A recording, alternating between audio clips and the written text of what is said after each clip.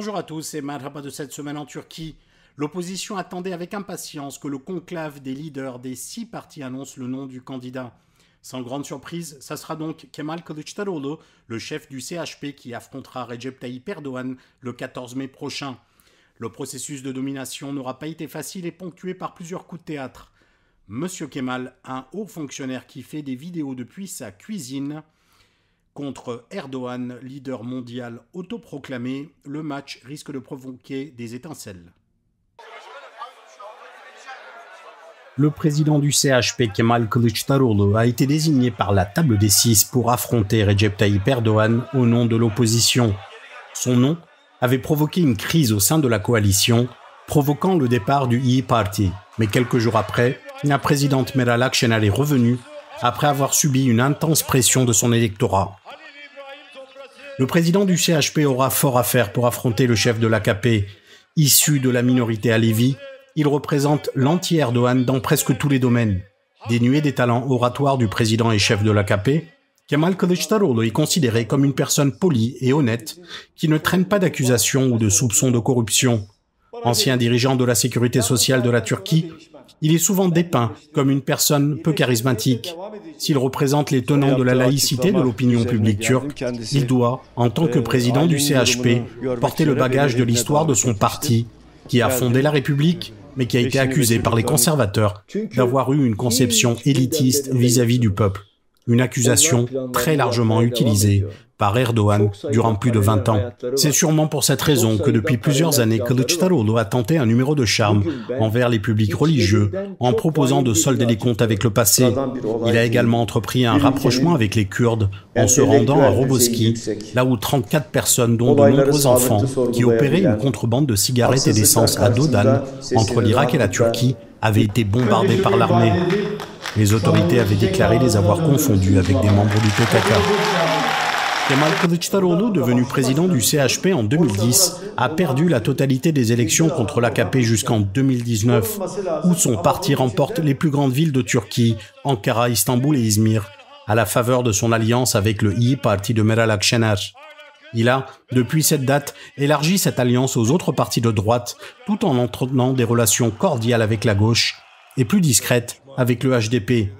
Sa candidature pourrait d'ailleurs pousser le HDP à ne pas présenter de candidat. Mithat Sancar, le coprésident du parti pro-kurde, a déclaré « Nous réfléchissons à ne pas présenter de candidat si on doit en passer par là pour se débarrasser du pouvoir ». La nomination de Kemal Kılıçdaroğlu ne s'est pas faite sans douleur. Meral Akşener s'y est opposé en quittant la table des 6 avec fracas pour y revenir quelques jours après. Cet ascenseur émotionnel qui a démoralisé l'opposition se sera finalement soldé par un choc pour l'AKP.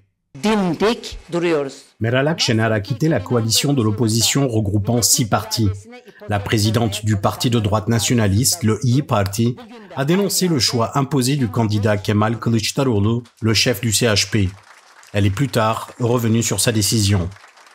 L'ancienne ministre de l'Intérieur, issue du parti ultranationaliste, le MHP, a effectué une déclaration samedi 4 mars à l'issue d'une réunion extraordinaire du bureau exécutif de son parti.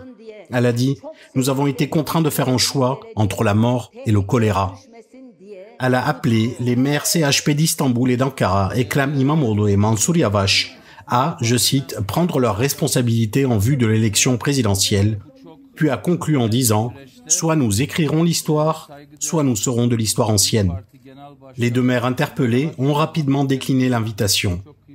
Akşener avait toujours fait comprendre que le choix de Kemal Kılıçdaroğlu n'était pas le plus judicieux, les candidatures des 2 maires des métropoles étant mieux placées dans les sondages. Mais cette volte-face soudaine et violente a surpris tout le monde. Kemal Kılıçdaroğlu a publié une vidéo appelant au calme. Il a dit « Nous ne désirions pas que l'un de nos alliés se lève de la table, nous voulons plutôt que toutes les composantes de notre peuple prennent place avec nous. Nous ne permettrons pas que les tensions apparaissent. » Le İYİ Parti est né d'une scission du parti ultranationaliste MHP lorsque ce dernier avait décidé de soutenir Erdoğan. Une grande partie de ses électeurs, farouchement anti-AKP, ont été désorientés par cette décision critiquée par les électeurs de l'opposition. Un député a démissionné, puis retiré sa démission quelques heures plus tard. Bekir Ağrıdır, le président de l'institut de sondage Konda, a parlé de « suicide politique du İYİ Parti ». Le président et chef de l'AKP Recep Tayyip Erdogan a préféré se placer en dehors de cette polémique en déclarant « Nous nous occupons du tremblement de terre alors que eux se chamaillent ». Mais 72 heures après, un deuxième coup de théâtre est venu clore cette séquence. Meral Akşener est revenu après que son parti ait subi des dizaines de milliers de départs. En contrepartie, elle a obtenu que Mansur Yavaş et Ekrem İmamoğlu, les maires d'Ankara et Istanbul, obtiennent un poste d'adjoint à la présidence sous une mandature Kılıçdaroğlu. Tout ça pour ça. Les élections étaient normalement prévues pour le 18 juin, mais Erdogan avait proposé de les avancer au 14 mai. Entre-temps, le séisme qui a provoqué 50 000 morts selon les chiffres officiels et environ le double, selon plusieurs estimations, est venu remettre en cause cette date. Mais Erdogan les a finalement maintenus. Le président et chef de l'AKP Recep Tayyip Erdogan a déclaré vouloir garder la date des élections au 14 mai, en avance sur le calendrier, malgré les importants déplacements de population dus au séisme. Il a dit « Le peuple fera le nécessaire ». Si le chef de l'AKP semblait avoir été déstabilisé par les répercussions politiques du séisme du 6 février, les premiers sondages publiés n'ont pas fait état d'une chute spectaculaire des intentions de vote en sa faveur, voire une légère hausse. Selon le politologue Desi Onurkuru, cela est dû à 4 raisons principales: la violence du séisme, les dirigeants locaux désignés pour responsables, la force de frappe de la propagande et l'effet drapeau dans les grandes catastrophes qui poussent les citoyens à se ranger derrière le pouvoir. À cela s'ajoute une opposition divisée qui a de la peine à proposer une alternative crédible. Malgré cette atmosphère, Erdogan s'est excusé de ne pas avoir pu intervenir plus tôt, la faute, selon lui, aux conditions météorologiques et à l'ampleur de la catastrophe.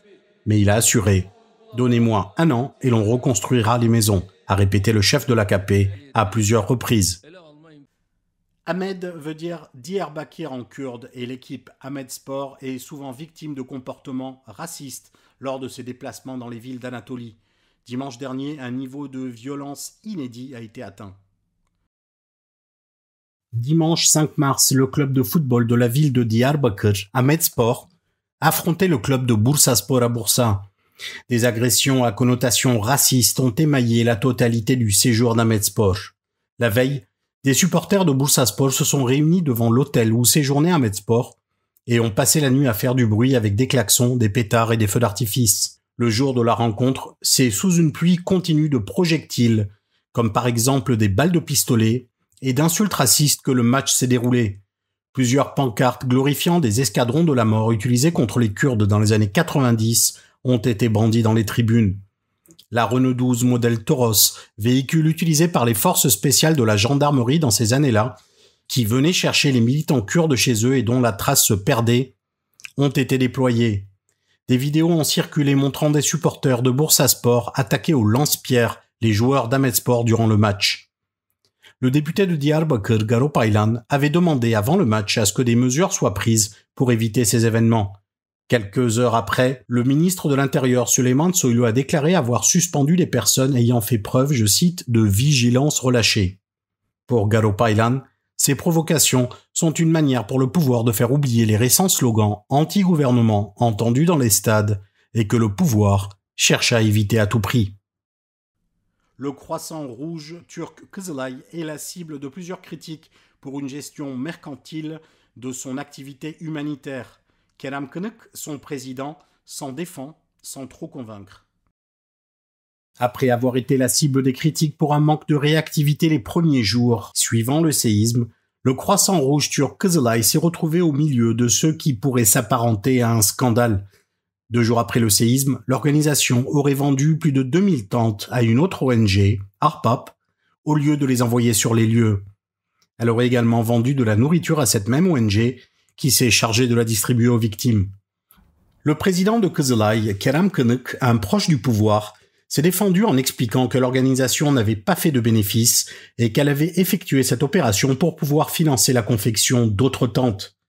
Plusieurs voix se sont élevées également dans les milieux pro-AKP pour critiquer cette décision qualifiée de malheureuse. Kınık s'est finalement défaussé sur ses subalternes en expliquant qu'il n'avait pas été consulté pour cette vente et que si on lui avait demandé son avis, il n'aurait pas vendu ses tentes. Kızılay, une ONG vieille de plus de 150 ans, était pourtant une institution unanimement appréciée. Mais depuis plusieurs années, sa direction a été occupée par des proches du pouvoir, dont les qualifications étaient souvent remises en cause. En 2019, il est apparu qu'elle avait participé à un schéma d'optimisation fiscale via une fondation proche du pouvoir, la fondation Ensar. Son président de l'époque, le même Kerem Kınık, avait déclaré que cela n'avait rien d'illégal. Merci à tous de nous avoir suivis et à la semaine prochaine.